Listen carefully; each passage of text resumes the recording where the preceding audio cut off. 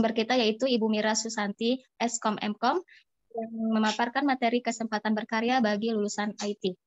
Nah, baik Bapak Ibu, untuk tidak memperpanjang waktu kita langsung aja masuk pada materi yang pertama yang akan dipaparkan oleh Ibu Dahlia SEMSI, yaitu tentang Green Accounting. Kepada Ibu Dahlia, kami persilahkan. Oke, terima kasih Bu Etika. Assalamualaikum warahmatullahi wabarakatuh. Waalaikumsalam warahmatullahi wabarakatuh. Jadi hari ini pertama dulu terima kasih bagi Bapak Ibu yang sudah menyempatkan diri untuk bergabung di dalam webinar kita ini. Ya, dan sesuai dengan tema kita hari ini adalah keterkaitan antara green accounting dengan teknologi TI-nya, ya. Dan untuk sesi ini kebetulan saya diberi mandat untuk menyampaikan tentang green accounting-nya. Mungkin seperti biasanya itu kita hanya yang tahu itu cuman tentang ilmu akuntansi secara umum saja gitu. Nah, seiring dengan perkembangan teknologi dan seiring dengan perkembangan pengetahuan dan perkembangan zaman, maka di dalam akuntansi itu juga dengan perkembangan zaman kita pada sekarang ini. Dan untuk akuntansi juga itu mengalami perkembangan yang salah satunya yang akan kita bahas sekarang yaitu ada namanya green accounting. Sebenarnya untuk green accounting itu sendiri banyak juga yang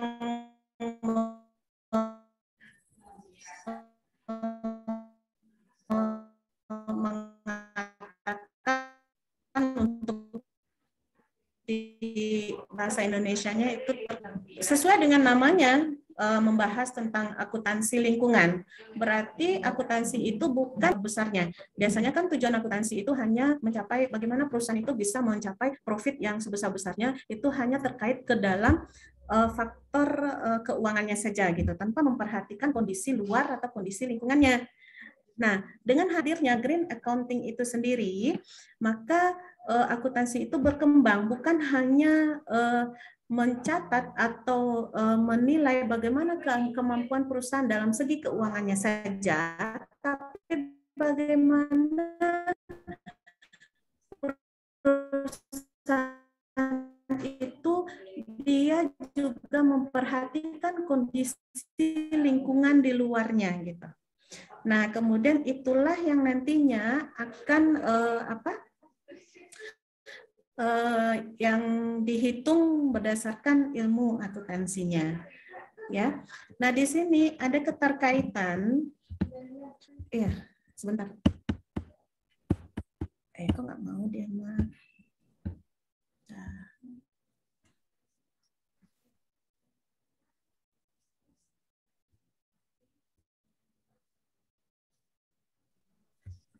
Bu Dahlia, nah, di sini ada keterkaitan antara bisnis dengan green accounting yang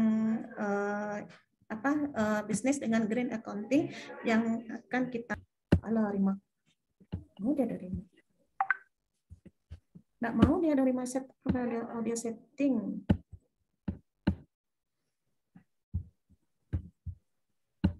Kemana perginya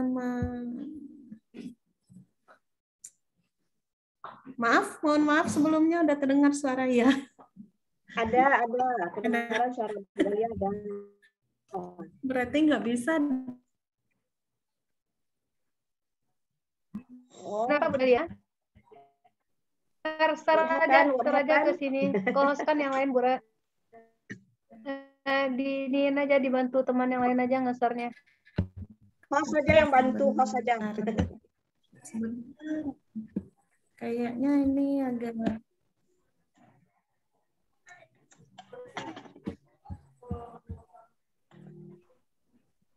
Ya ini aja, kayak gini aja nggak apa-apa ya. Yang penting nyampe loh.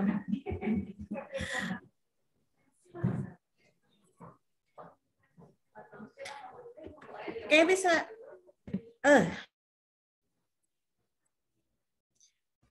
Bu Ehmi kayaknya minta side on ya Bu Ehmi.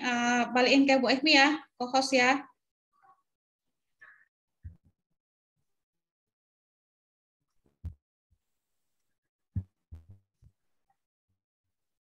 Oke, Bu Dahlia.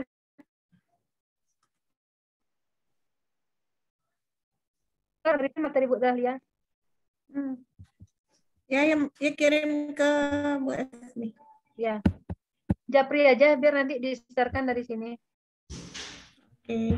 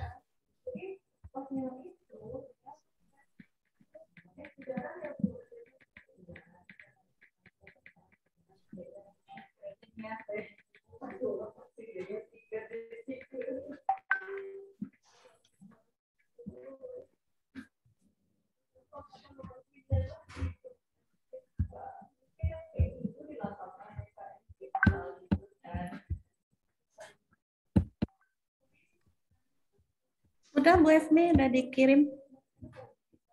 Makasih atas bantuannya.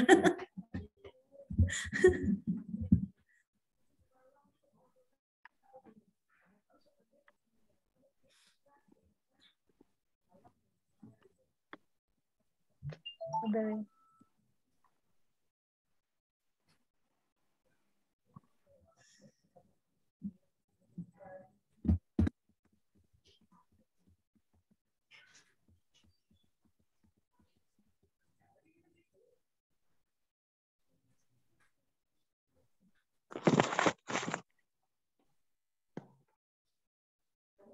Oke, Bu Dahlia. Oke, makasih atas bantuannya Bu Esmi. Siap. Oke, kita lagi mohon maaf. Mohon maaf sebelumnya ya Ibu. Jadi untuk green accounting itu ya terkait dengan sekarang kan udah sekarang itu udah banyak kita melihat adanya pamflet di dalam perusahaan-perusahaan yang yang ada logonya green Go Green seperti itu. Nah, jadi itu terkait ke dalam bagaimana kita melestarikan lingkungan itu sendiri. Nah, di dalam akuntansi ya itu kan akuntansi itu bergerak dengan adanya bisnis ya. Bisnis itu juga tergantung dari bagaimana dari sisi apa menjalankan bisnis itu gitu. Nah, untuk kondisi sekarang ini itu semuanya kembali ke alam, maka untuk green business itu sendiri itu merupakan paradigma bisnis yang menganjurkan bahwa dalam berbisnis itu bukan hanya kita meraup adanya profit atau laba, ya, tapi juga bagaimana perusahaan itu dia peduli terhadap kelestarian lingkungannya. Ya, dan ujung-ujungnya nanti itu dia akan meningkatkan kesejahteraan sosial yang ada di sekitar perusahaannya, baik itu sekitar perusahaan atau dalam jangkauan luasnya, seperti itu. Next, Bu Efmi. Jadi motif dari green business itu sendiri yaitu yang pertama adanya kepatuhan terhadap peraturan-peraturan atau regulasi baik itu dari perusahaannya sendiri atau dari pemerintah, ya. Kemudian mengurangi tekanan terhadap para stakeholder eksternalnya, ya. Kemudian bagaimana keberlanjutan dari bisnis dan laba yang akan diperoleh dalam jangka waktu panjang.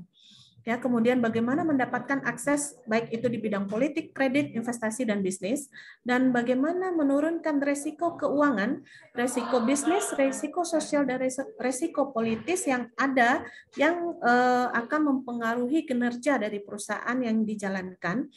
Nah, kemudian meningkatkan reputasi dan nama baik perusahaan. Kalau seandainya perusahaan itu dia sekarang itu memperhatikan bagaimana kondisi lingkungan sekitarnya, itu otomatis dia akan meningkatkan reputasi dan nama baik perusahaannya, ya. Dan ujung-ujungnya nanti dia akan bisa meningkatkan apresiasi terhadap stakeholder, ya.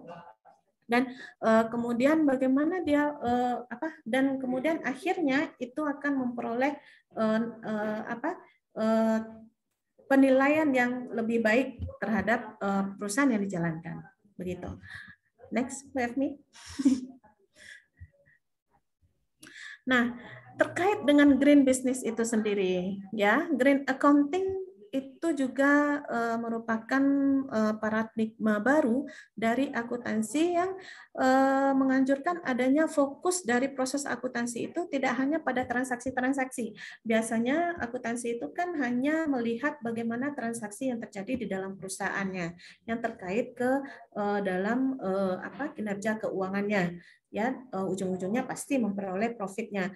Tapi juga di dalam akuntansi lingkungan atau green accounting itu juga memperhatikan bagaimana transaksi atau peristiwa sosial, ya, yang terkait ke dalam yang berhubungan dengan people-nya atau masyarakat dan lingkungan sekitarnya. Nah, jadi di dalam nanti pelaporan akuntansinya biasanya ada laporan keuangan. Nah, sekarang dengan adanya green accounting itu ada laporan biaya lingkungan namanya. Jadi ada ada penambahan dari laporan keuangan yang ada di dalam perusahaannya. Biasanya untuk laporan biaya lingkungan itu bisa kita lihat di dalam laporan sustainability report namanya.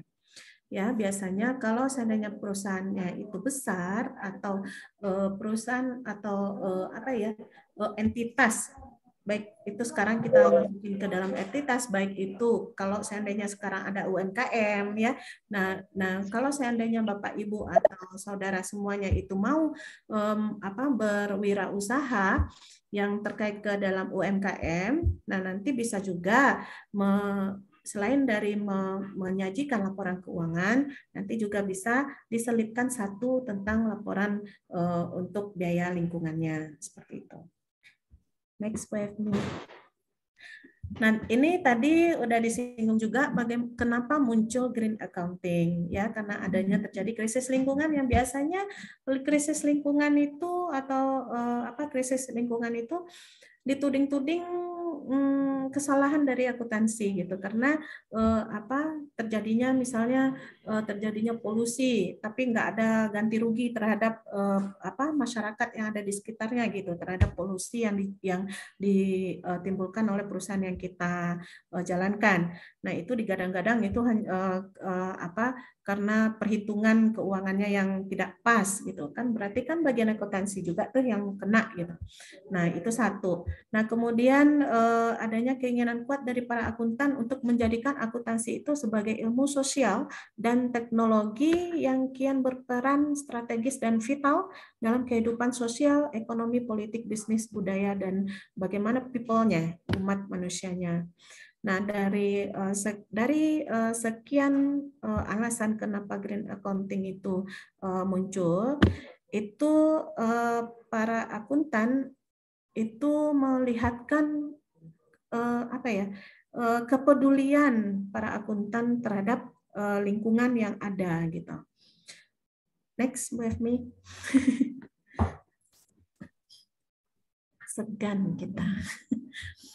Nah, lingkungan menurut ISO 14001 ya, lingkungan itu merupakan keadaan sekeliling di mana organisasi sisi beroperasi, itu udah kita ketahui semuanya.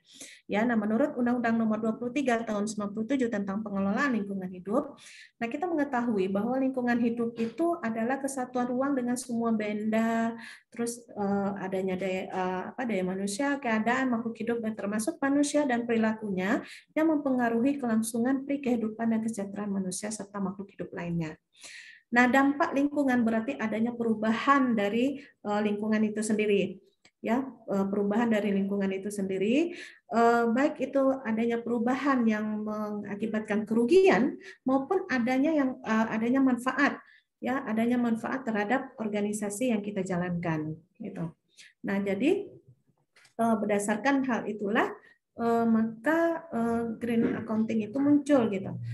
Adanya perubahan-perubahan seperti itu. Karena sebelum adanya green accounting, balik lagi ya, sebelum adanya green accounting tidak ada memperhitungkan bagaimana kerugian yang dicapai oleh masyarakat yang ada di sekeliling entitas atau di dalam yang berada di sekeliling usaha yang kita jalankan, gitu. Misalnya nih, kita mau mendirikan usaha tahu, pabrik tahu misalnya.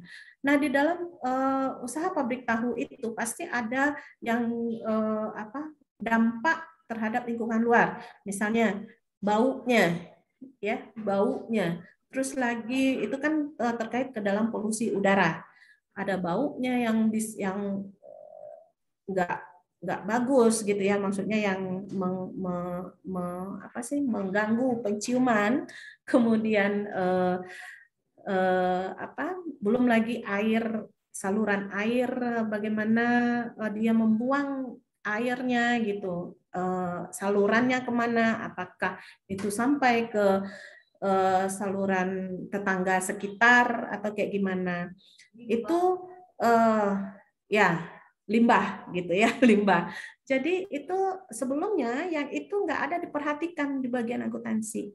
Nah sekarang karena udah back to nature, back to environment, lingkungan, jadi itu harus di dalam akuntansi lingkungan itu harus diperhitungkan berapa kerugian yang diperoleh atau yang kita timbulkan dari perusahaan tahu yang kita jalankan itu terhadap terhadap lingkungan luar itu. Nah, itu apanya?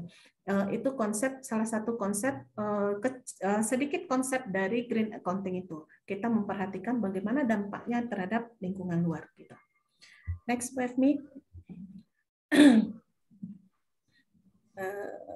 Slide berikutnya.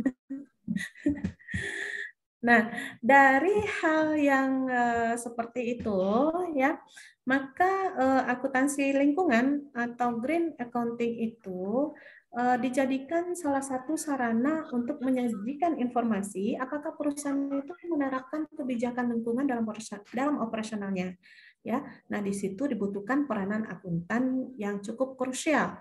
Ya, terus lagi dari green accounting itu perusahaan itu tidak hanya dituntut untuk mencari keuntungan atau laba yang sebanyak-banyaknya, tapi juga seperti tadi dia memperhatikan tanggung jawab sosial di masyarakatnya gitu. Nah, dari segi ekonomi perusahaan itu diharapkan dia mendapatkan keuntungan yang setinggi-tingginya. Ya, nah dari aspek sosial itu perusahaan akan memberikan kontribusi secara langsung kepada masyarakat, yaitu bagaimana perusahaan itu bisa meningkatkan kualitas kehidupan masyarakat dalam lingkungannya. Jadi dengan adanya green accounting itu nanti diharapkan perusahaan itu dia memperoleh kepercayaan terhadap masyarakat yang ada di sekitarnya. Kalau seandainya kepercayaan itu sudah ada terhadap perusahaan yang kita jalankan, itu artinya nanti keuntungan pasti akan kita raup setinggi-tingginya seperti itu. Nah, berikutnya itu tentang transformasi menuju sustainability accounting dan reporting. Nah, seperti tadi yang sudah dijelaskan, akuntansi lingkungan itu erat juga kaitannya nantinya berhubungan dengan bagaimana akuntansi itu berkelanjutan, ya yang disebut juga dengan sustainability accounting, dan itu ujung-ujungnya ujungnya itu nanti akan mendukung adanya pelaporan berkelanjutan namanya atau sustainability reporting. Nah, itu seperti tadi yang udah saya jelaskan. Kalau untuk sustainability reporting itu nanti akan ada satu yang mengelolanya, memang bagian akuntansi juga dengan adanya CSR gitu. Kan kalau di jalan-jalan pasti kita ada melihat misalnya CSR dari bank, misalnya dari BNI, misalnya seperti adanya bak-bak sampah, ya. Nah itu bagian dari akuntansi lingkungan juga biayanya. Next, main cepat aja Bu Efmi. Nah, ini untuk model kerangka akuntansi berkelanjutan itu. Nah, ada 3 fokus dari akuntansi berkelanjutan. Yang pertama itu akuntansi keuangan yang biasa ya, yang biasa kita kenal gitu. Terus ada akuntansi sosial dan ada akuntansi lingkungan. Nah, itu nanti untuk objek prosesnya, kalau akuntansi keuangan itu seperti yang biasanya kita kenal adanya transaksi keuangan ya, nanti ada outputnya atau keluarnya itu berupa pelaporan keuangan. Nah, untuk akuntansi sosial, itu objek prosesnya itu merupakan transaksi sosial. Nah, untuk outputnya itu pelaporan sosial. Nah, untuk akuntansi lingkungan, yang dari tadi kita bahas, itu akuntansi lingkungan, objek prosesnya adalah merupakan transaksi lingkungan namanya. Nah, untuk hasil akhirnya itu merupakan pelaporan lingkungan. Nah, nanti ketiganya itu ya dari baik itu akuntansi keuangan, akuntansi sosial dan akuntansi lingkungan, model penggabungan dari ketiga elemen atau fokus akuntansi tersebut itu model pelaporannya disebut juga dengan pelaporan akuntansi berkelanjutan. Nah, untuk jenis informasi yang dikeluarkannya, informasi keuangannya itu baik itu berupa akuntansi informasi kuantitatif berupa informasi keuangan dan informasi kualitatif adanya informasi sosial dan informasi terhadap lingkungannya. Nah, tujuannya adalah tadi sustainability reporting. Oke, next Bu. Nah, dari itu semua tadi kita melihat adanya sustainability reporting yang ada di dalam sustainability accounting. Nah, jadi sustainability accounting itu sebenarnya itu merupakan suatu paradigma baru lagi di dalam bidang akuntansi yang menyatakan bahwa fokus dari pengakuan, pengukuran, pencatatan, peringkasan, pelaporan, pengungkapan, akuntabilitas dan transparansi akuntansi itu seperti yang akuntansi seperti biasa. Tidak hanya tertuju pada transaksi atau informasi keuangannya saja, ya seperti tadi, tapi juga dia transaksi itu tertuju kepada transaksi atau peristiwa sosial, baik itu apa yang terjadi di lingkungan masyarakat, kemudian lingkungan juga atau planetnya yang mendasari dari informasi keuangan yang kita sajikan. Jadi ada penambahan lah sedikit dari ilmu akuntansi dasar yang kita ketahui sebelumnya gitu. Next with me. Nah, jadi untuk fokus dari akuntansi berkelanjutan itu adalah transaksi atau peristiwa keuangan, sosial dan lingkungan. Berarti ada tiga fokus yang yang ada di dalam akuntansi berkelanjutan, sehingga output pelaporannya itu berisi informasi keuangan sosial. Kalau biasanya dulu hanya informasi keuangan saja, tapi dengan adanya green accounting, adanya ditambah dengan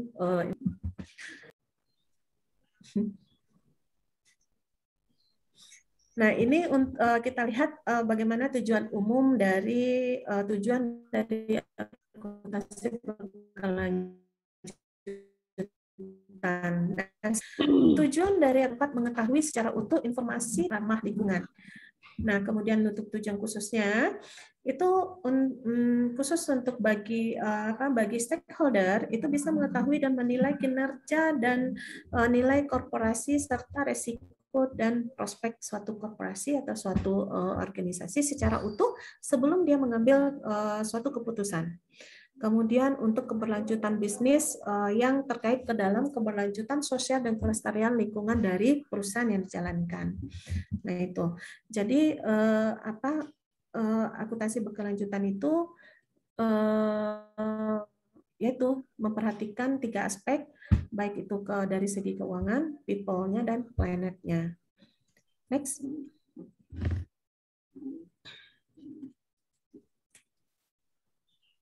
Nah, ini dari tadi udah kita bahas fokus dari akuntansi berkelanjutan, ya, adanya pengakuan, terus lagi pengukuran, pencatatan, pelaporan, dan pengungkapan atau disclosure. Ini untuk prosesnya sama.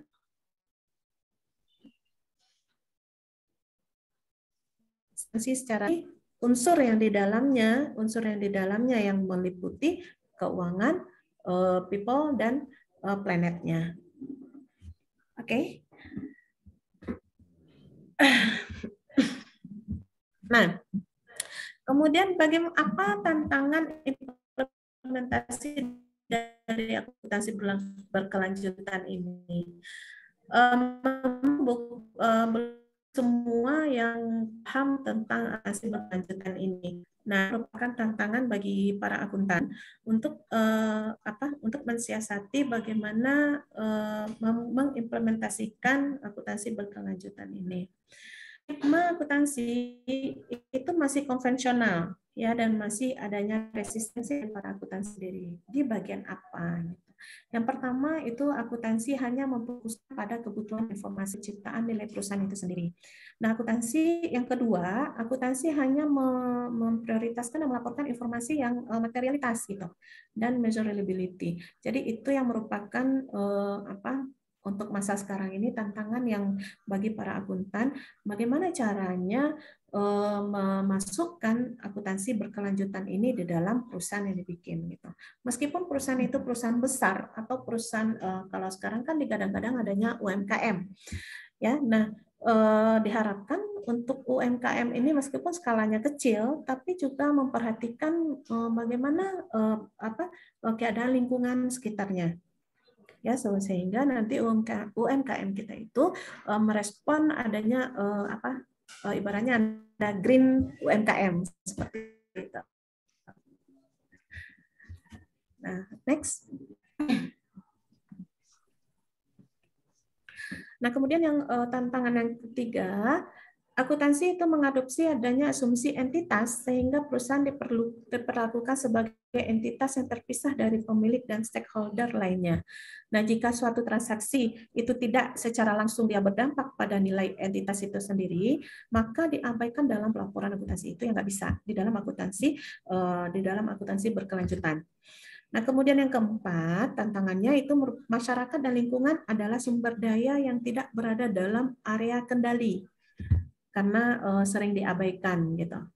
Nah, seharusnya itu yang di dalam green accounting atau di dalam sustainability accounting, nah itu yang nggak bisa, dia harus masuk dia ke dalam perhitungan dari sebuah entitas gitu.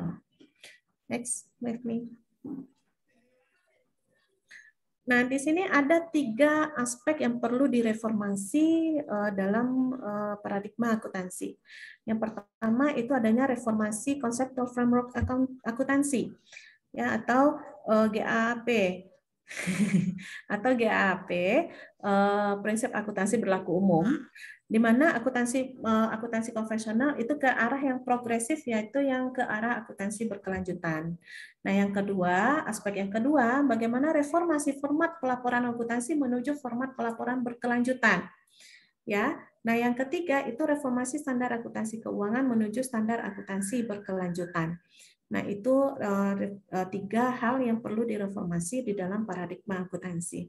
Jadi dari segi ini diharapkan nantinya baik itu teknologi informasi yang digunakan nantinya di dalam perusahaan itu hendaknya juga memperhatikan 3 aspek yang tadi. Adanya aspek keuangan, terus lagi people-nya dan planetnya.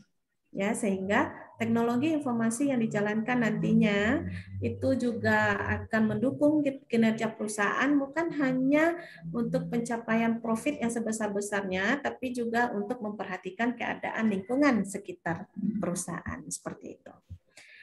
Oke, terima kasih.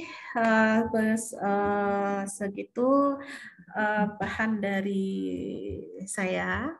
Kembalikan ke moderator. Oke, terima kasih Ibu Dahlia yang telah memaparkan materi tentang green accounting. Yang intinya kalau green accounting ini pelaporan transaksinya tidak hanya laporan keuangan ya Bu ya, tapi juga pelaporan sosial dan pelaporan lingkungan. Oke, untuk sesi tanya jawabnya kita di akhir aja nanti Bapak Ibu ya. Sekarang kita lanjutkan untuk pemateri kedua yaitu Ibu Reti Handayani. Kepada Ibu Reti kami persilahkan. Baik, Assalamualaikum warahmatullahi wabarakatuh.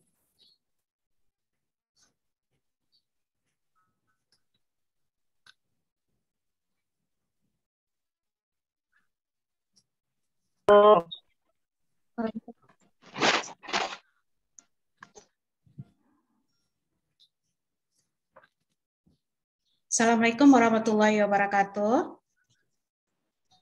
Waalaikumsalam warahmatullahi wabarakatuh.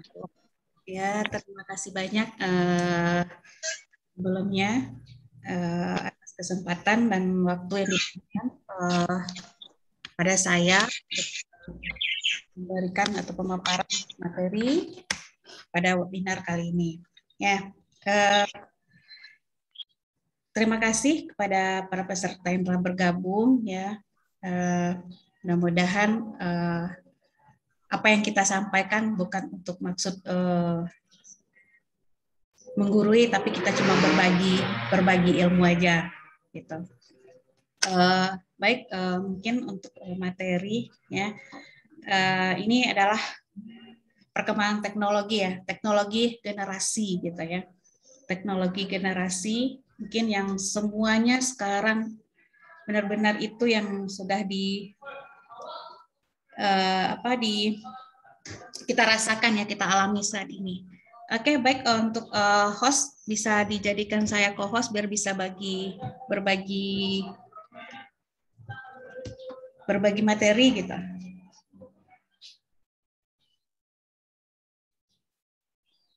Tadi balikin, minta tolong Bu Ehmi. Ya, Man. Oke, next. Oke, terima kasih. Ya, ini ya.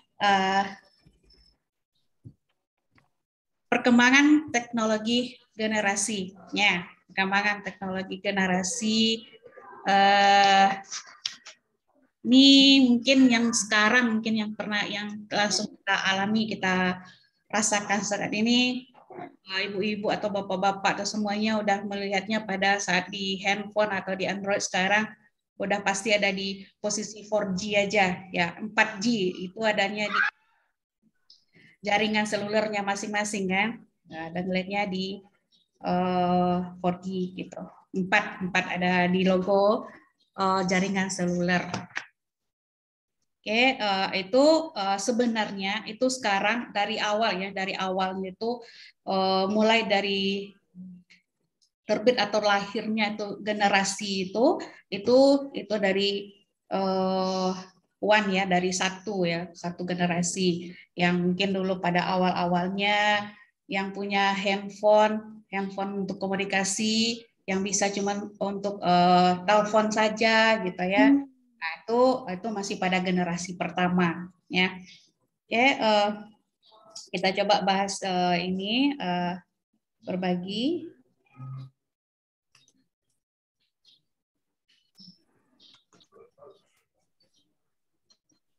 Ya, pemateri generasi, teknologi generasi itu.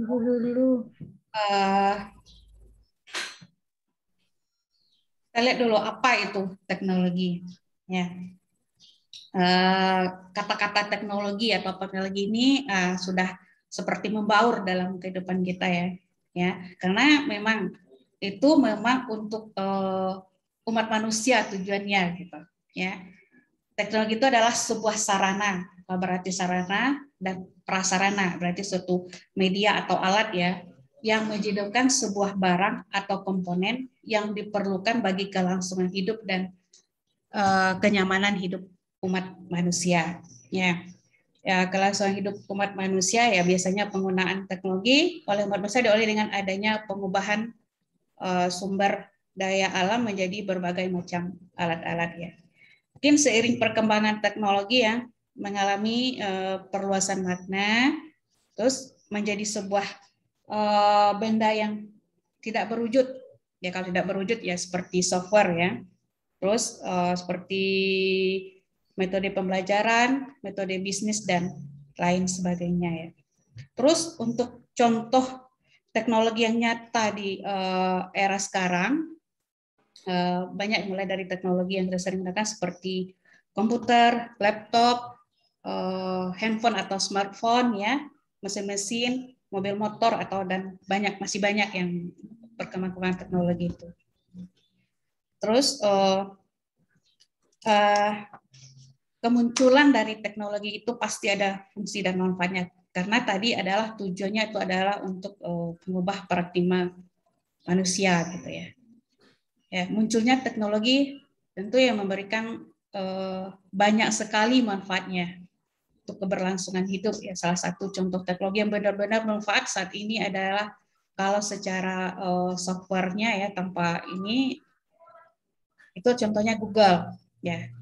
Kita pun bisa mengakses Google, itu pasti ada media, pasti ada sarana, pasti ada alatnya. Ya, salah satu contohnya mungkin melalui handphone atau laptop gitu. Nah, ini semuanya ya sekarang bisa dikatakan dia adalah sumber segala ilmu ya. Google ini sumber segalanya. Malah Google ini lebih hebat ya. Google bisa dikatakan Mbah Dukun, Mbah apalah, semua bisa ditanyakan sama Mbah Google. Ini adalah salah satu contoh perkembangan teknologi.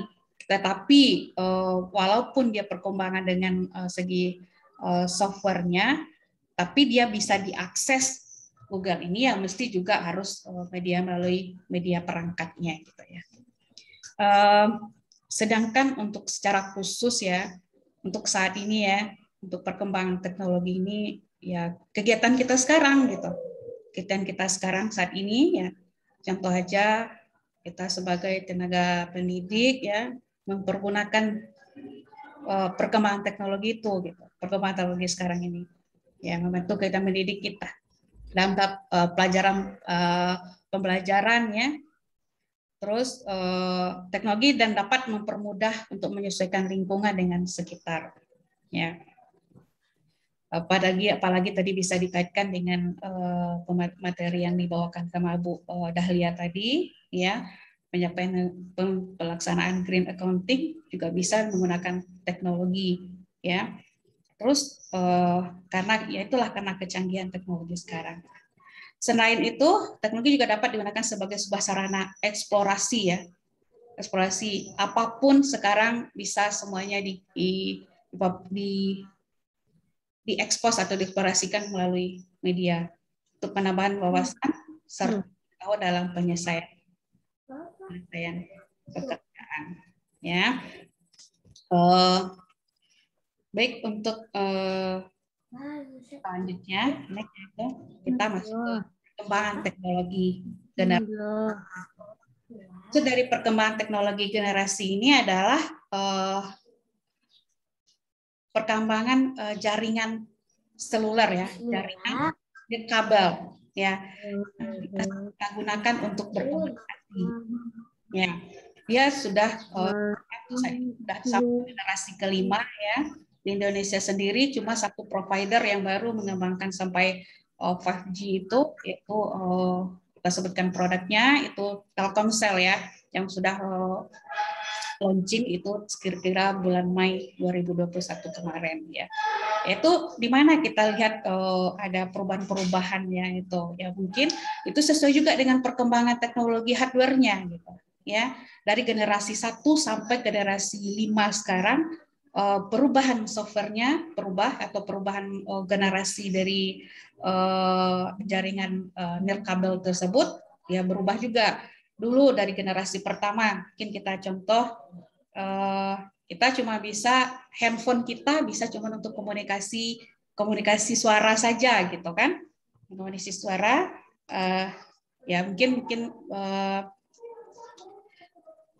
terus mengirim SMS. Kalau sekarang kan kita terasa perubahannya. Mungkin kalau kita dari generasi kita juga mungkin udah kita dari generasi kedua mungkin udah kita gunakan gitu ya. Ya. Oke, kita coba lihat dari generasi pertama ya.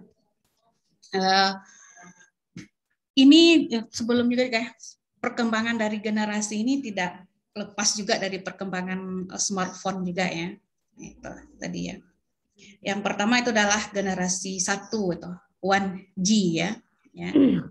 Jaringan generasi 1 ini pertama kali dikomersilkan atau diperjualbelikan oleh perusahaan Jepang yang Nippon Telegram and Telephone NTT pada tahun 1979 ya. Mulanya jaringan ini hanya diperuntukkan bagi masyarakat kota Tokyo ya. Beranjak dari generasi 1 ini masih dipergunakan 5 tahun ya, mendistribusikan 1G secara merata di seluruh kota Jepang ya. Terus diperkenalkan di Amerika, terus tetap berlanjut itu dengan ponsel waktu itu pada Motorola ya, Motorola yang masih masih hardware-nya masih besar ya, Android handphone-nya itu masih besar Motorola gitu ya. Terus 1G ini beroperasi menggunakan teknologi analog ya bersama Advanced Mobile Phone System itu namanya AMPS ya. Kalau untuk kecepatannya menghasilkan kecepatan maksimal itu 2,4 kilobyte per second. Itu untuk pengiriman data, pengiriman ininya itu 2,4 kilobyte per second dalam per detik ya. Itu untuk bandi ini masih menggunakan cuma untuk bisa berkomunikasi suara saja. Ya, kita lanjut.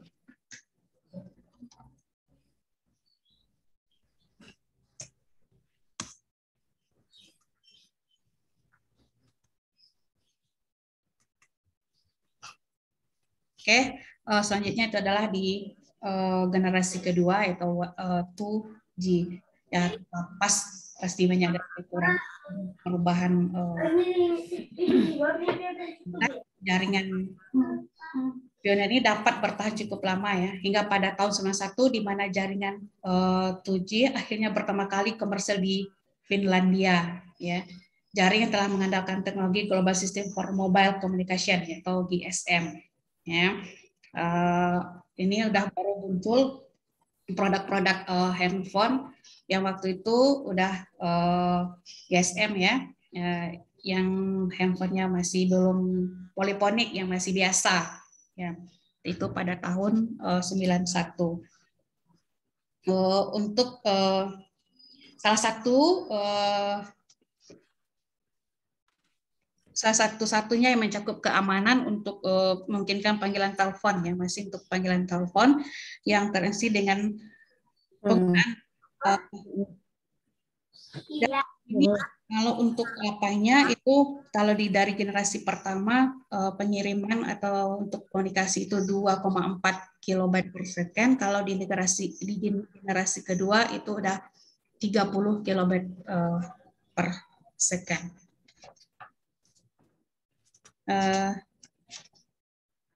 Ya, selanjutnya, nah, ini kita udah pada generasi yang ketiga ini mungkin kita udah punya semua handphone saat itu ini ya.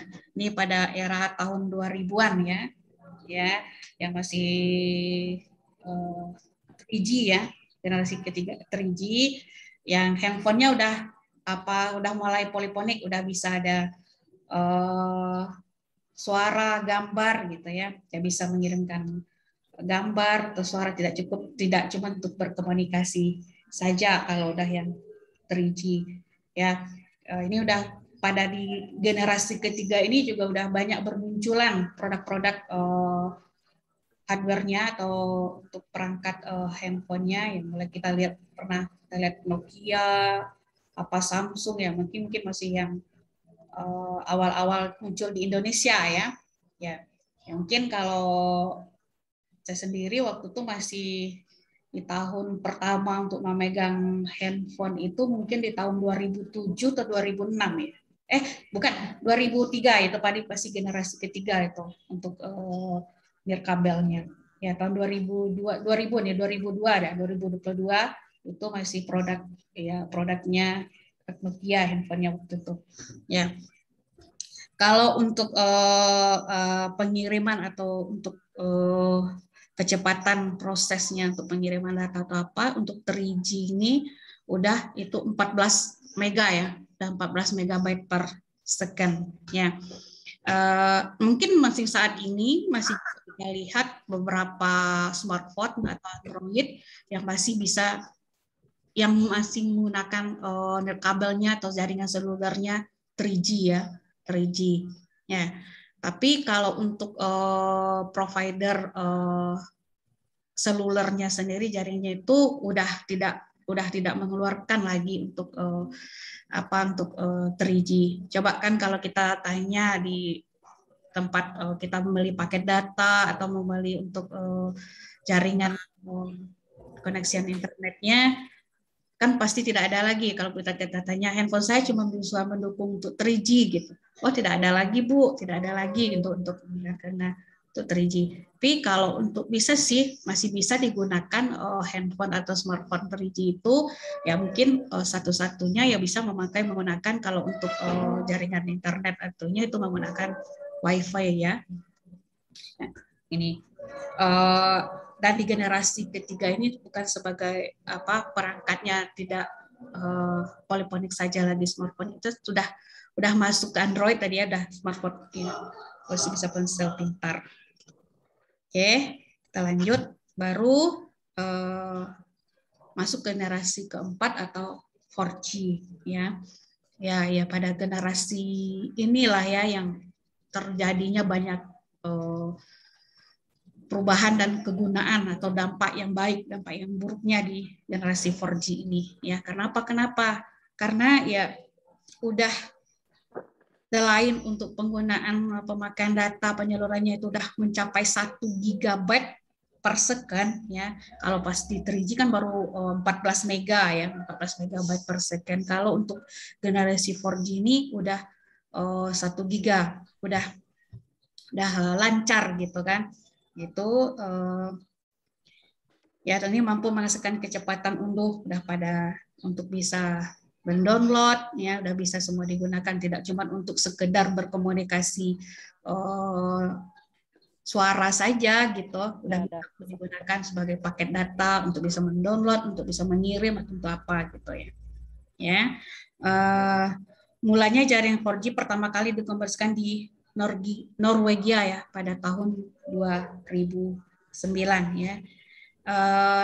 Ya mungkin kalau ada di smartphone-nya pasti ngelihat ada kalau ada sinyalnya itu kan ada yang 4G gitu. Terus ada pula yang LTD gitu kan, ada yang tulisannya keluar seperti itu kalau di awal-awal 4G dulu ya.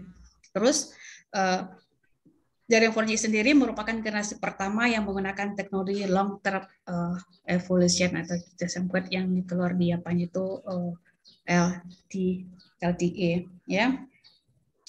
Kalau untuk generasi keempat ini ya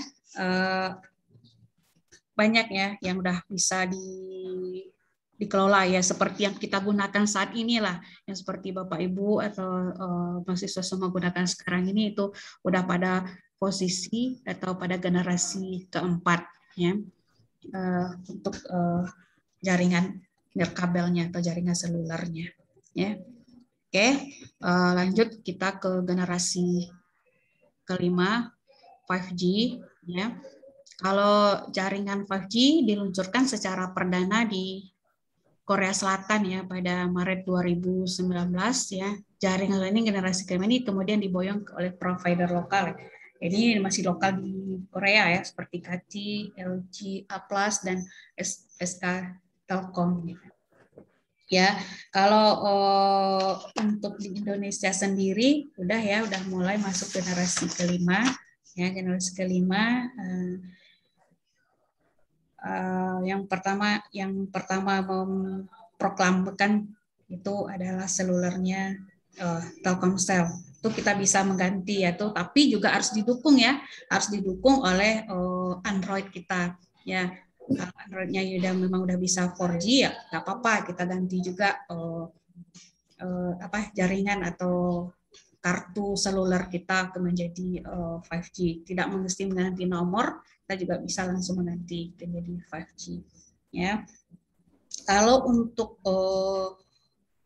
jaringan 5G ini itu udah penyaluran data atau untuk transaksi pengiriman datanya itu udah bisa berkisar antara 30 GHz sampai 300 GHz ya.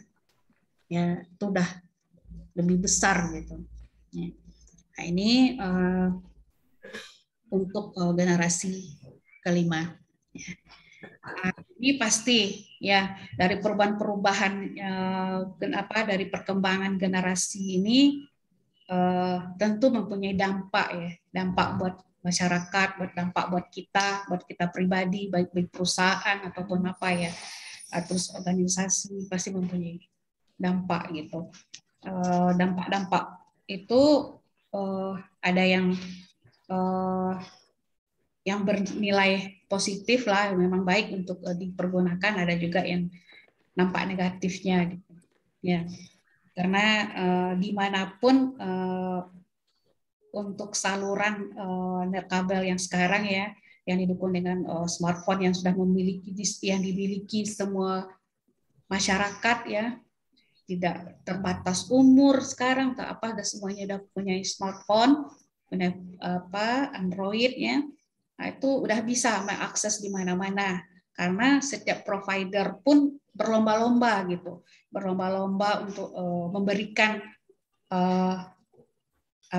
kepuasan, memberikan sinyal yang terbaik ya untuk ini. Terus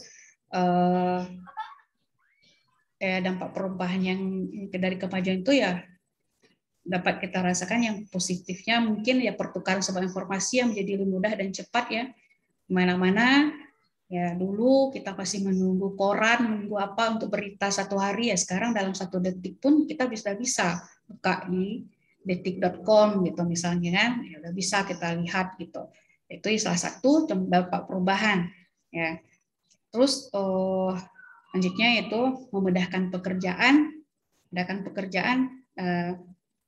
semuanya segala sesuatunya karena udah dari perangkat hardware-nya juga udah berkembang yang lebih baik, yang lebih kemudian canggih, dan juga software-nya juga udah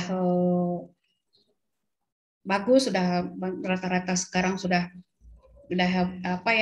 itu kalau perkembangan itu kan perkembangan dari generasi ini, walaupun kalau pasti perkembangan dari hardware-nya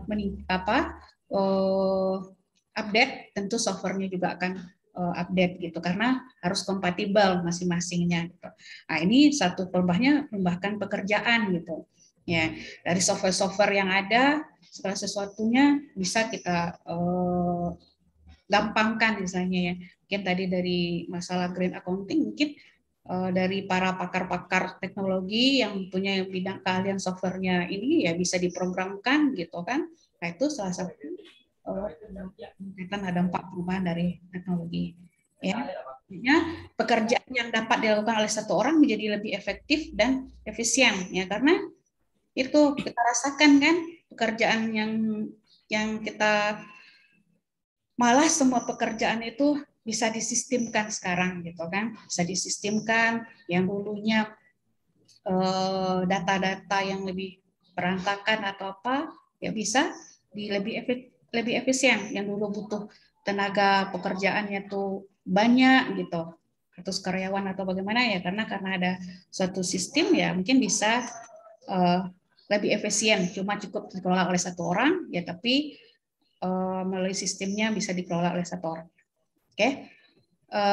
Ya ini juga dampak perubahan yang positif ya, mungkin sekarang ini yang kita rasakan, yang kita laksanakan, yang kita kerjakan ya, sistem pembelajaran dapat dilakukan secara online tanpa harus melakukan tatap muka ya. Mungkin ini juga suatu apa ya, mungkin perintah nggak juga ya, tapi yang digalakkan juga oleh pemerintah ya untuk melakukan kuliah online, apalagi karena di masa pandemi kan ya. Ini karena perubahan teknologi juga, karena kemajuan teknologi ya kita bisa melakukan perkuliahan, kita tanpa ada pengurangan ya. Cuman imbasnya dari dampaknya itu dari generasi tadi gitu ya. Ya serata-rata ya kalau untuk kuliahan daring, kuliahan itu atau Android-nya itu udah pada generasi keempat gitu. Ya, terus ada ya, ada yang memakai 5G gitu. Nah itu kalau pada ketiga ya yang terinci tadi ya mungkin masih ada Android-nya. Pakai kata ini aja, pakai baca tadi aja. Tidak bisa untuk digunakan daring, kecuali mungkin disupport sama media internet, misalnya contoh wifi atau yang lainnya. Ya, itu mungkin sekedar dampak perubahan yang jelas-jelas yang kita rasakan yang dunia. Mungkin masih banyak ya, masih banyak dampak perubahan yang positifnya. Ya mungkin dari ini cuma sebagai paparan part ini yang saya paparkan ya. Oke.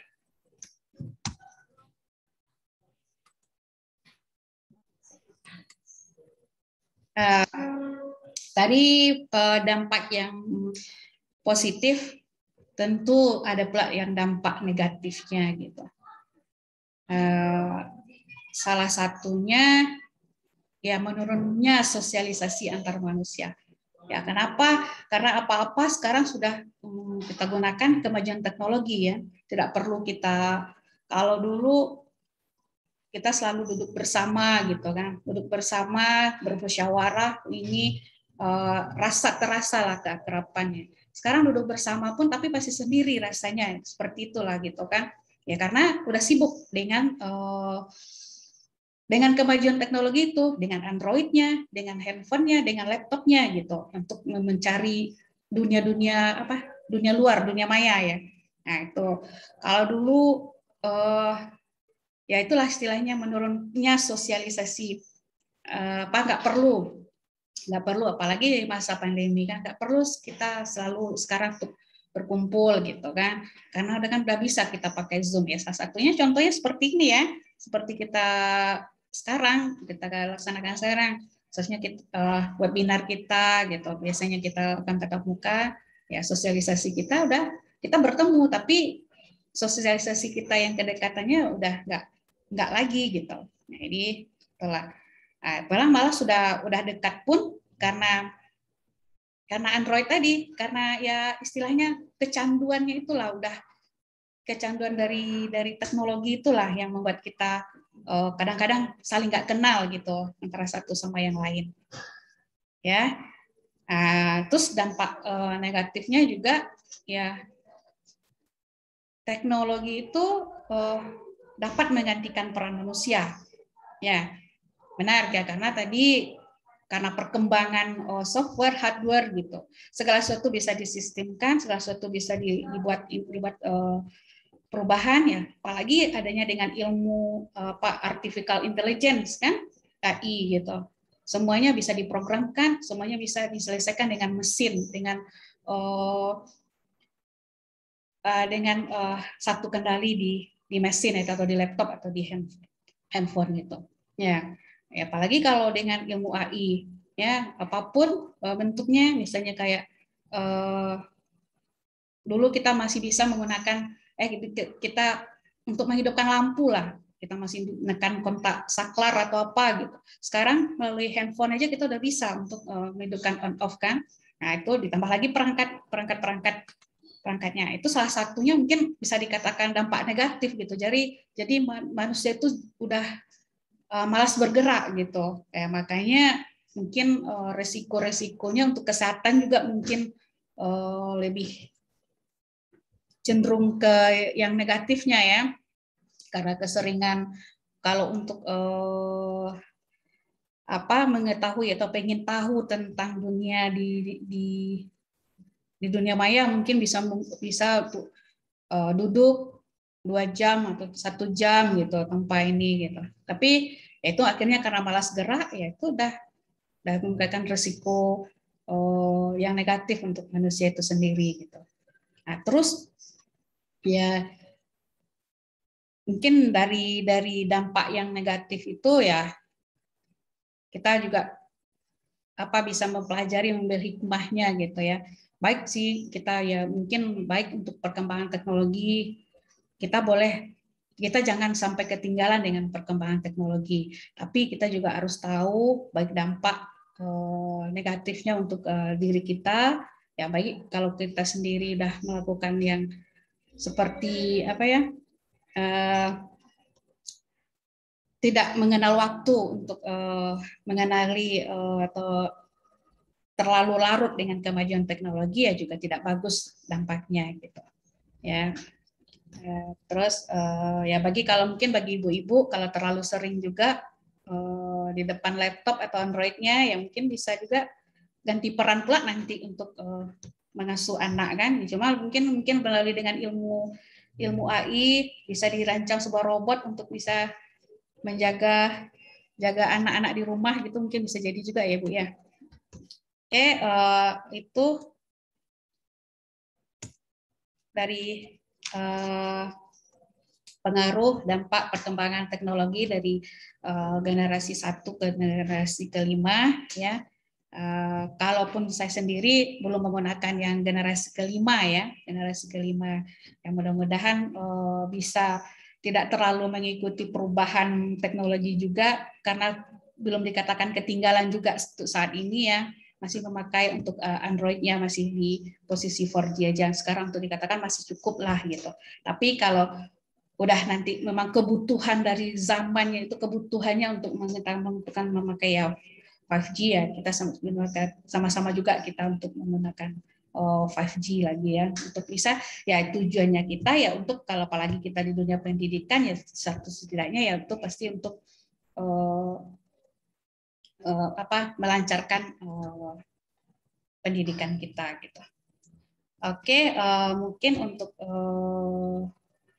istilahnya share ininya mungkin saya rasa cukup sekian gitu. Mungkin ada tambahan atau apa yang dari mungkin ada kesalahan atau apa ya, kita sama-sama belajar, kita sama-sama ini saya juga masih saling menerima inputnya gitu, kita sama share nanti, kita komunikasi atau kita diskusikan nantinya. Oke, saya kembalikan kepada moderator. Terima kasih banyak atas perhatiannya. Assalamualaikum warahmatullahi wabarakatuh. Oke, terima kasih Bu Reti yang telah memaparkan materinya, yaitu pengaruh perkembangan teknologi informasi bagi masyarakat. Nah, yang mana karena kita sekarang udah berada di 5G ya Bu ya, jadi tadi dampaknya jiwa sosial kita mungkin jadi berkurang karena kita jarang ketemu ya, semuanya sudah by system gitu. Dan juga kalau keuntungannya jadi kita lebih mempelancar kita dalam berkomunikasi. Jadi sekarang kita nggak hanya menggunakan audio, juga kita udah menggunakan video gitu. Nah, selanjutnya untuk materi berikutnya yaitu narasumbernya merasa bagi lulusan IT. Kepada Ibu Mira kami persilahkan.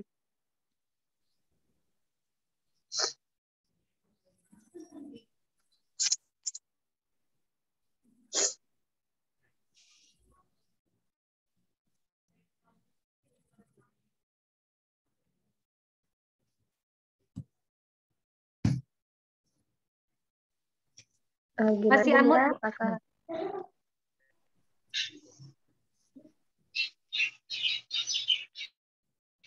Mute-nya di ini kan.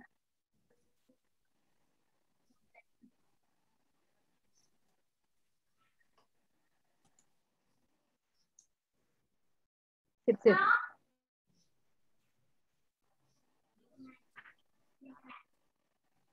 Oke, Bu Mira udah co-host, silakan.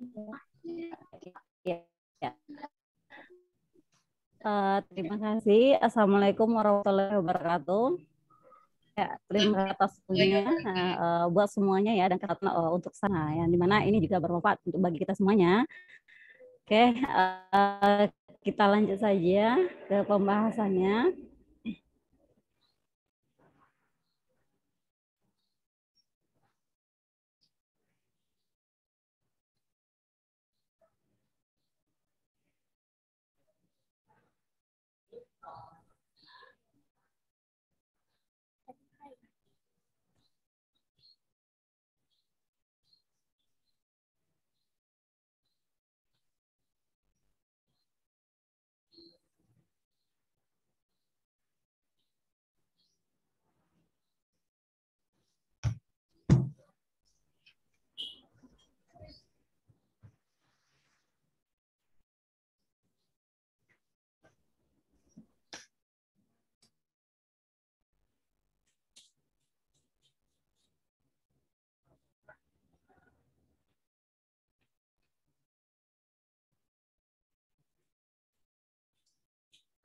Oke, untuk pembahasan ini ya, yang pertama kita bahas itu adalah tentang kesempatan berkarya bagi lulusan IT ya.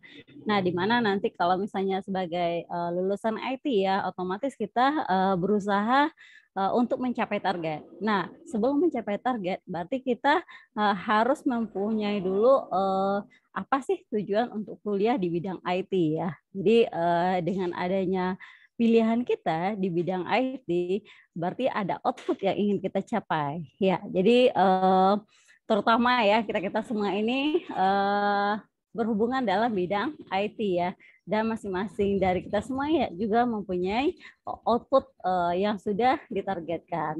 Ya, di sini saya berusaha menyampaikan beberapa informasi ya tentang output yang akan bisa apa yang bisa dihasilkan dari bidang IT yang sudah kita geluti ya.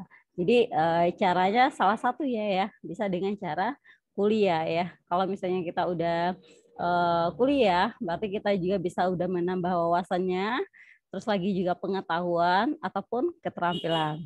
Tapi bagi yang tidak kuliah, cuma misalnya berupa kursus ya, nah itu juga bisa menambah pengetahuannya ya. Misalnya kursus di bidang program ya.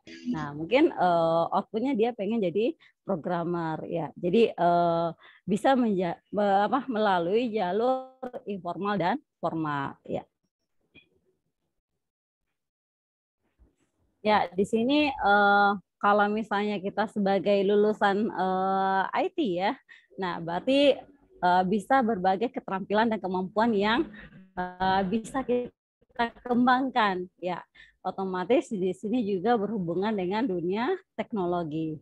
Ya, salah satunya itu adalah di bidang mobile programmer ya. Nah, mungkin kalau misalnya untuk mobile udah sering kali kita mendengarnya. Terus lagi kalau untuk mobile programming itu program-program yang sudah dihasilkan dan semuanya itu bergabung ya, sudah dalam satu di dalamnya itu terdiri dari beberapa aplikasi yang saling sinkron antara satu dengan yang lainnya. Nah, itu kategori dari mobile programmer ya. Jadi kita sebagai output dari IT bisa saja menjadi jadi programmer ataupun bisa jadi mobile programming ya. Jadi di sini banyak profesi yang bisa dihasilkan dari IT ya. Jadi mungkin kayak dosen kita ya, kalau kayak Bu F ataupun yang lainnya dunia programmer ya.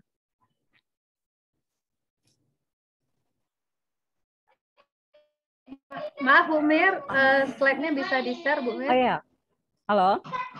Ya, slide-nya belum di-share kayaknya.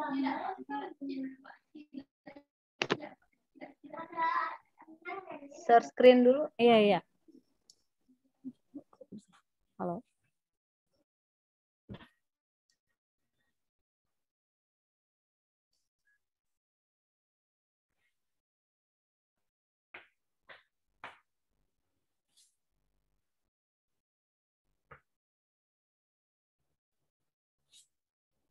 Halo, udah? Udah tampak semuanya? Oke, Ya. sip. Oke, ini yang pertama ya, itu adalah tentang mobile programmer ya. Jadi di sini berhubungan dengan Android, yang mana nanti objeknya atau perangkatnya itu adalah smartphone. Ya, jadi di sini ada beberapa aplikasi ya yang sering kita gunakan dalam smartphone. Nah, itu tidak terlepas dari kerjanya dari mobile programmer ya.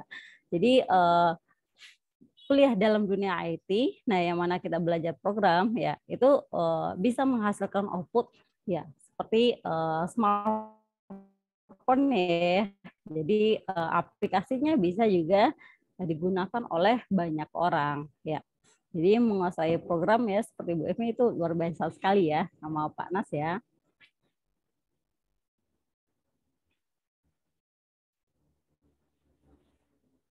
Oke, yang berikutnya itu adalah pengajar ya. Nah, kita sebagai dosen ini juga semuanya sudah outputnya dari IT ya. Nah, bahkan atau sebagai guru. Nah, berarti kita mengamalkan apa yang sudah dipelajari waktu kuliah dulu dalam dunia IT. Nah, jadi mungkin ada juga mahasiswa kita berikutnya yang pengen setelah jadi kuliah di IT, nah pengen juga jadi dosen seperti kita semuanya. Jadi juga berasal dari dunia IT.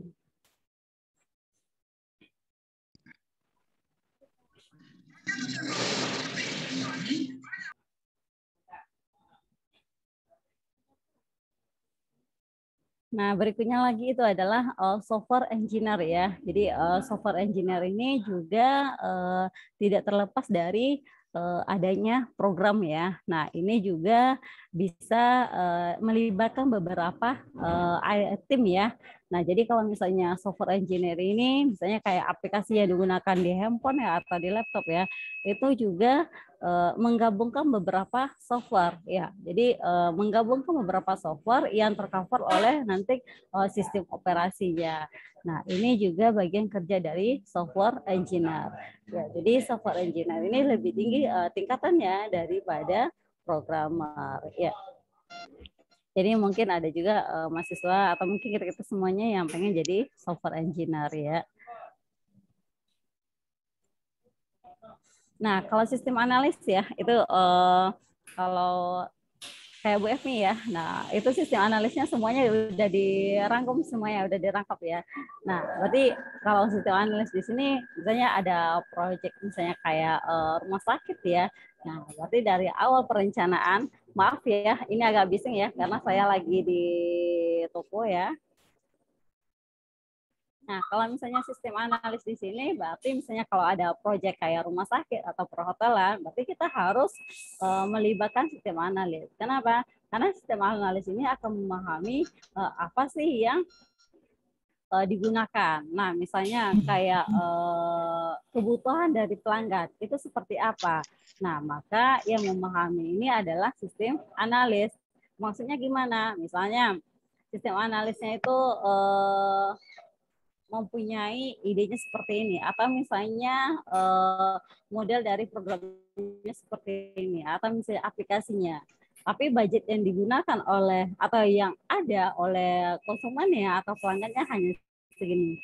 Nah, bagaimana nanti aplikasinya ada, terus lagi sesuai dengan budget yang sudah ada, ya. Jadi kita sebagai analis juga harus memahami apa yang dibutuhkan oleh pelanggan.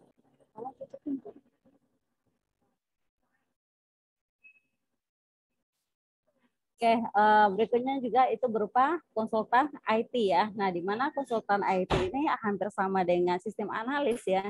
Cuma kalau konsultan IT itu hanya bagian teori saja ya, misalnya seperti ini. Tapi kalau terjun ke lapangan itu sangat jarang sekali, walaupun itu ada ya, tapi lebih dominannya yang terjun ke lapangan atau misalnya melihat proyeknya seperti apa. Nah, ini itu adalah sistem analis ya.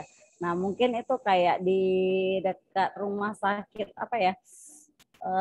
Apa sih yang dekat Pertamina yang di Bukit Tinggi ya, itu ada yang berupa konsultan IT ya. Nah, mungkin mahasiswa kita juga bisa bergabung dengan konsultan IT di sini ya. Nah, jadi ada beberapa output yang bisa dihasilkan oleh IT dalam dunia kerja ya.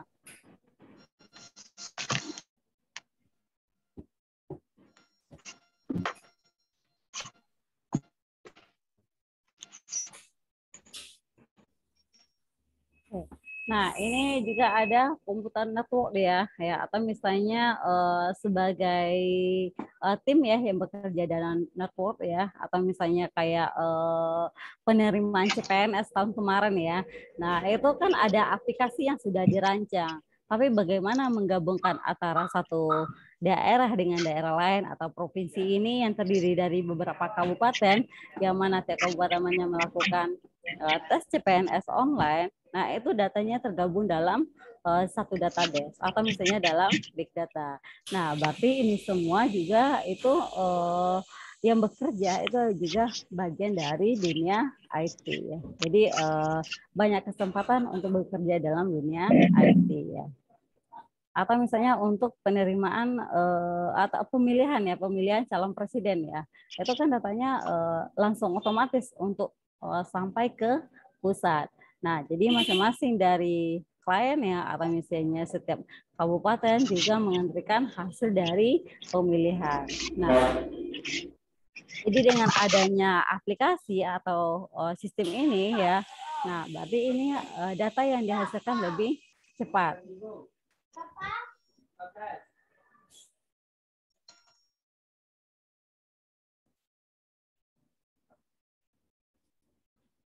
Ya, berikutnya lagi itu ada wira swasta ya. Nah, jadi kalau misalnya kita sebagai dunia IT ya, atau misalnya yang sudah memiliki dunia IT itu tidak harus bekerja dalam dunia IT. Ya, mungkin pekerjaan yang biasa itu atau fokusnya misalnya sebagai dosen ya, atau mungkin jiwa yang lainnya juga bisa dalam bidang wira swasta. Atau misalnya basicnya dunia IT tapi dia fokusnya di wira swasta. Nah, itu juga bisa kita lihat ya sampai saat ini produknya selalu kita gunakan seperti Bill Gates ya atau Steve Jobs. Nah, itu mereka adalah dalam dunia IT. Jadi dunia IT juga bisa berhubungan dengan wira swasta ya. Jadi tidak ada batasnya. Kuliah dalam dunia IT ya, itu bukan ruang lingkupnya kecil ya, tapi justru lebih besar sekali ya. Ya, atau misalnya yang berikutnya itu adalah software ya. Nah, ini adalah bagian testingnya ya. Jadi kalau misalnya sudah diimplementasikan, nah nanti untuk maintenance-nya, nah itu juga ada tim tertentu yang bisa digunakan untuk mengevaluasi dari aplikasi yang sudah dirancang. Jadi di sini bagian tester dari software ya atau aplikasi di sini apa namanya? Kalau misalnya untuk aplikasinya ternyata waktu pas pertengahan atau misalnya 1 tahun dilaksanakan tiba-tiba saja database-nya penuh. Nah, itu gimana sih solusinya ya? Jadi ini harus dievaluasi. Atau misalnya sistemnya sering error. Nah, ini juga harus dievaluasi ya. Jadi ini bagian atau kategori dari software tester ya.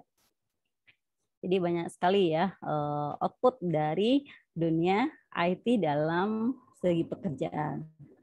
Nah, di sini ada lagi database administrator ya. Jadi bagian di sini itu adalah mengelola database ya. Mungkin database yang kita pelajari waktu kuliah mungkin bikin akademik ya. Berarti kan kita hanya melihat datanya yang sedikit karena kita waktu pas membuatnya hanya sedikit itu saja ya. Tapi kalau misalnya datanya dalam jangka waktu yang lama atau misalnya kayak di AMIK itu mahasiswanya udah banyak ya. udah dari tahun pertama sampai tahun sekarang, nah itu kan datanya harus dikelompokkan dalam satu database. Nah, ini perlu juga database administrator. Atau misalnya kayak dalam perusahaan yang sangat besar ya, misalnya kayak Samsung ya. Nah, itu berapa teknik penjualannya, berapa produk yang dihasilkan, berapa apa namanya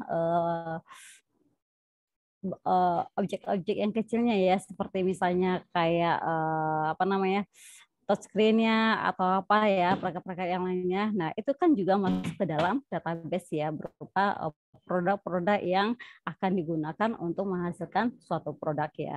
Misalnya mau bikin smartphone. Nah, berarti kan ada produknya yang diperlukan. Nah, itu juga masuk ke database. Atau misalnya dalam penjualannya. Nah, itu juga masuk ke database. Nanti untuk mengelola semua ini, itu perlu database administrator. Jadi yang mengentrikan data ya sebagai operator, nah itu akan berbeda pekerjaannya dengan database administrator. Ya, kalau operator kan hanya sekadar mengentrikan saja ya, atau misalnya mengelola. Tapi kalau database administrator itu mengamankan database-nya, ya jangan sampai nanti dihack oleh orang atau pihak yang ketiga.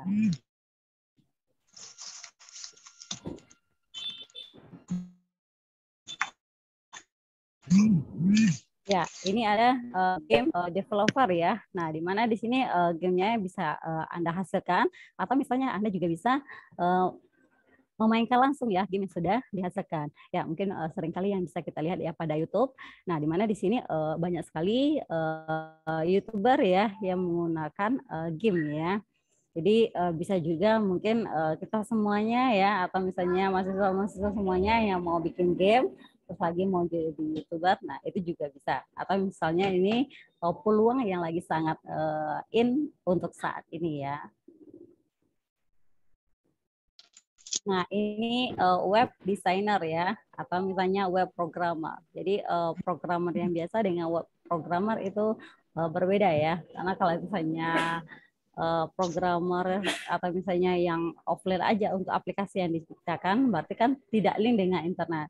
Tapi kalau misalnya web programmer, ya berarti aplikasinya ada, mungkin bisa link ke internet juga, terus lagi bisa juga digunakan oleh berbagai pihak ya, tapi hanya dalam satu aplikasi. Jadi misalnya pihak A menggunakan bagiannya ini, pihak B juga ini, tapi mereka itu online semuanya, tapi datanya bisa masuk dalam satu database. Jadi ini adalah pekerjaan dari web designer ya. Jadi web designer ini juga sudah ada ya pada mata kuliah kita ya. And to the Amik ya. Nah, misalnya berikutnya lagi itu adalah freelance programmer ya. Jadi di sini merupakan side job ya dari seseorang ya. Jadi kalau misalnya di Amik yang sering kita lihat ya di kampus kita itu mungkin banyak juga yang sudah menjadi programmer, atau mungkin mahasiswa-mahasiswa kita juga sudah menjadi programmer ya. Jadi ini merupakan peluang juga ya. Jadi apa yang sudah dipelajari waktu kuliah bisa digunakan untuk menghasilkan income ya. Ya. Nah, di sini ini berupa desktop programmer ya. Jadi kalau misalnya sekarang kan udah banyak smartphone, udah banyak laptop ya. Kalau zaman dulu kan masih komputernya ya masih standar aja ya. Nah, itu yang dihasilkan itu adalah desktop programmer ya. Jadi di mana di sini aplikasinya itu belum connect, atau misalnya seperti bisa mobile ya, misalnya kayak Microsoft Word itu hanya bisa di komputer saja, belum bisa di handphone ya. Saya seperti itu ya. Tapi kalau misalnya sekarang kan udah, atau misalnya udah pada umum lah ya. Nah, itu Microsoft Word-nya udah bisa connect ke handphone. Kalau dulu kan tidak ya, hanya bisa handphone itu hanya untuk SMS sama telepon saja gitu ya.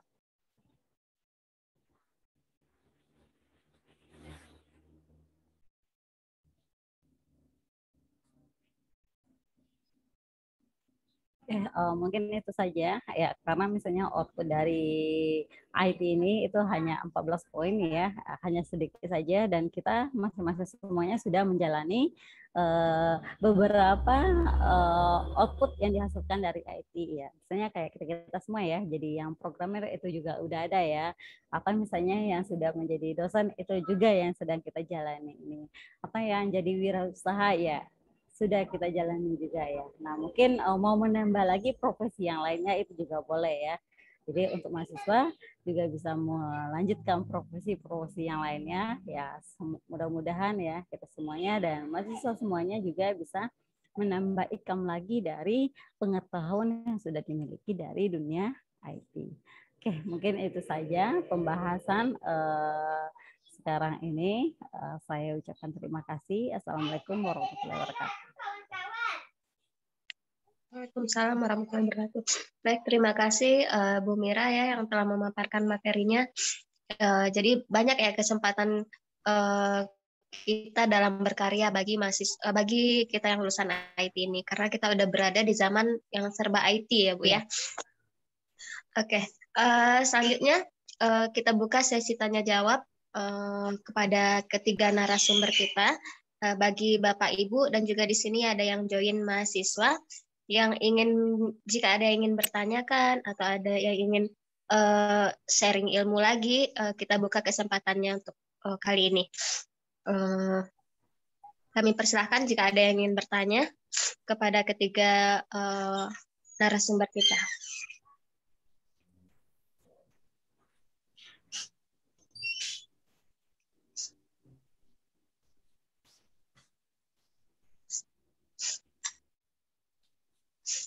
Apakah ada Bapak Ibu yang ingin bertanya?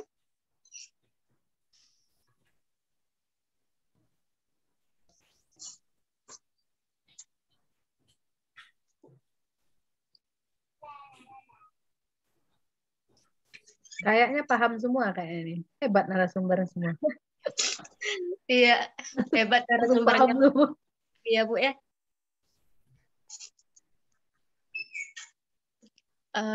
Jadi kalau nggak ada yang ingin bertanya, Atau mahasiswa, kira-kira kita tutup. atau mahasiswa ada yang Ya ada. ada mahasiswa yang mau tanya, silakan.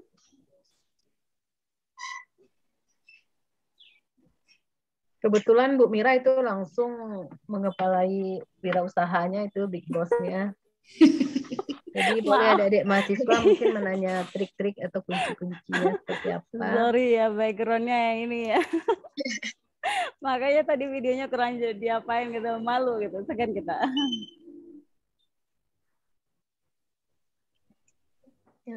Yang materi pertama tadi Ibu udah lihat tentang green accounting.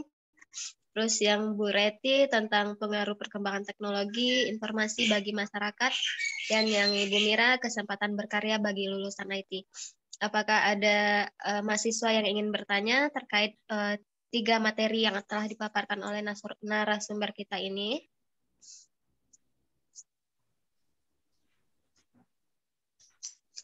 Rasanya nggak ada ya Bu ya? Bu Mira ada pertanyaan. Oh jangan, ini master nih ya. Sekarang kan kita tahu ya Bu Mira udah buka usaha ya kan. Alhamdulillah sepertinya ternama lah di Payakumbuh ya. Mudah-mudahan menyebar. Nah, apakah dalam teknik green accounting-nya udah diterapkan sudah. itu? Ya, udah ya. 100% sudah dan itu komplit ya. Jadi kalau misalnya untuk laporan per harinya atau misalnya ya barangnya hilang itu komplit banget. Ya. Aplikasinya sudah dipakai. Apa dia yang dipakai? Ya, tadi yang penting kalau itu kan tentang laporan akuntansi. Akunting ini sosial lingkungannya ya kan Dahlia ya. Iya. Gimana trik Bu Mira dalam gimana antara wirausaha dan green gimana nggak jelas tadi Bu? Gimana Bu Mira menyelaraskan antara wirausaha yang digelutinya dengan pemanfaatan kesinambungan dengan green accounting green accounting yang kita tahu seperti yang Oke. disampaikan Oh, Bu green Nadia tadi. accounting-nya seperti apa nih? Coba dijabarkan, Bu. Masalahnya tadi nggak connect. Inilah baru install. Ini soal contohnya Bu Mira, sosialnya. Misalnya kan kalau untuk apalagi untuk Bu Mira wirausahanya di bidang ada limbahnya ya. Nah, limbahnya itu apakah ada pengaruh kan, ada perhitungannya enggak gitu. Maksudnya seperti itu enggak Bu Dalia?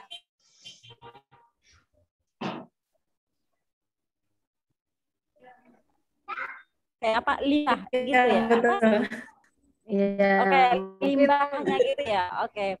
Jadi kalau misalnya untuk apa bisnis yang lagi digelutinya sekarang ya, itu kayak misalnya kayak limbahnya berupa ya bahan bekasnya ya. Jadi kalau bahan bekas di sini ini sekarang kan lagi masa pandemi ya. Jadi itu masih banyak sekali bermunculan usaha yang diusahakan ya, seperti bunga-bunga seperti Bu Esmi ya. Nah, itu kan butuh pot ya. Nah, sekarang itu lagi ngetren bagaimana bahan bekas itu digunakan untuk pot yang permanen nih ya. Jadi hasilnya bagus. Nah, itu salah satu contoh green accounting yang sudah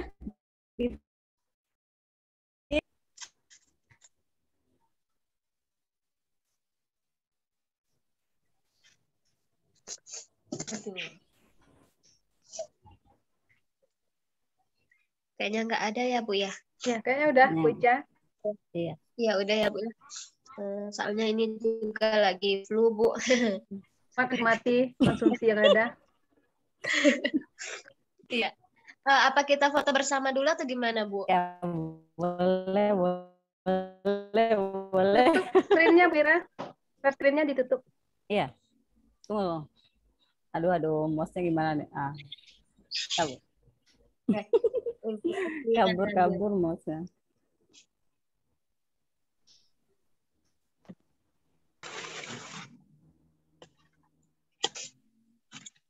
Oke, 1, 2, 3.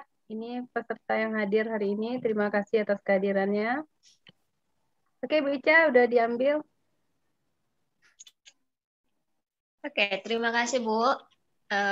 Sekian acara webinar pada hari ini. Semoga apa yang disampaikan oleh narasumber kita menambah ilmu bagi kita semuanya. Oke, mohon maaf dari kami apabila ada kesalahan baik kata maupun sikap. Kami sudahi dengan wassalamualaikum warahmatullahi wabarakatuh. Waalaikumsalam. Izin ya, Ibu. Terima kasih semuanya. Terima kasih. Bu Red. Iya, Bu. Bu Red. Izin pamit ya, Bu. Ya.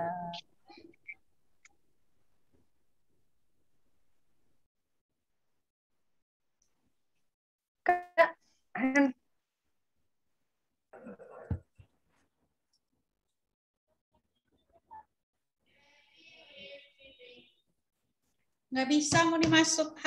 Halo? Bu Red di staff ya, Bu Red.